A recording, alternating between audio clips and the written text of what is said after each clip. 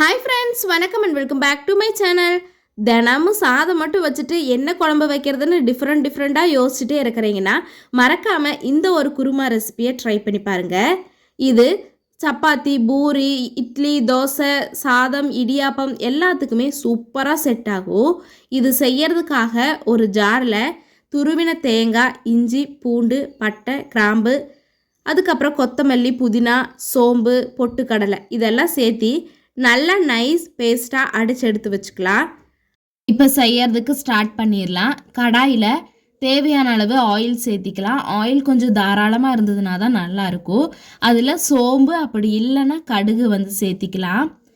அது கூடவே கட் பண்ணி வச்சுருக்கிற வெங்காயமும் சேர்த்திட்டு வெங்காயம் நல்லா கண்ணாடி பதம் வர அளவு வதக்கிக்கலாம்.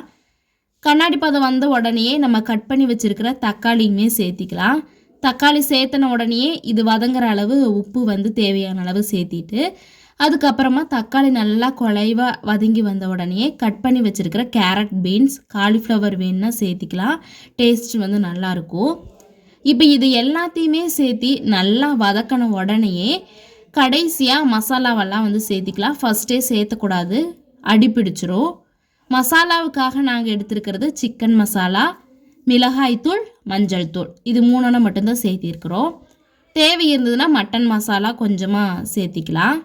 சேர்த்திட்டு இது எல்லாத்தையுமே நல்லா வதக்கிக்கலாம். சிம்மிலேயே தான் வச்சு வதக்கணும், அப்படி இல்லைன்னா அடி பிடிச்சிரும். இந்த ஸ்டேஜில் கொஞ்சமாக தண்ணி சேர்த்திட்டு மூடி போட்டு மூடி நல்லா கொதிக்க விடலாம். அப்போ தான் நம்ம சேர்த்தன காய்கறிகள் எல்லாமே நல்லா வெந்து வரும். அந்த ஸ்டேஜில் நம்ம அடித்து வச்சுருக்கிற தேங்காய் பேஸ்ட்டையும் சேர்த்திட்டு நம்மள்கிட்ட சோயா இருந்ததுன்னா அது சேர்த்திக்கலாம். சோயா சேர்த்து செஞ்சோம்னா எல்லாருக்குமே ரொம்ப பிடிக்கும். எந்த காயுமே தேவையில்லை, இந்த சோயாவே வச்சு சாப்பிட்டுக்கலாம்.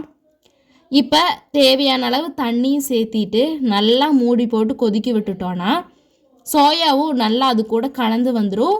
இப்போ எல்லா மசாலா வாசம் எல்லாமே போயிடும். இந்த சோயாவுக்கு பதிலாக பச்சை பட்டாணி கூட சேர்த்திக்கலாம். பட் சூப்பர் டேஸ்ட்டாக இருக்கும். கடைகளில் கிடைக்கிற குருமா மாதிரியே இருக்கும். நாங்கள் அன்றைக்கி பூரிக்கு தான் இது செஞ்சுருந்தோம். நீங்களும் மறக்காமல் ட்ரை பண்ணி பார்த்துட்டு எப்படி இருந்ததுன்னு கமெண்ட் பண்ணுங்கள்.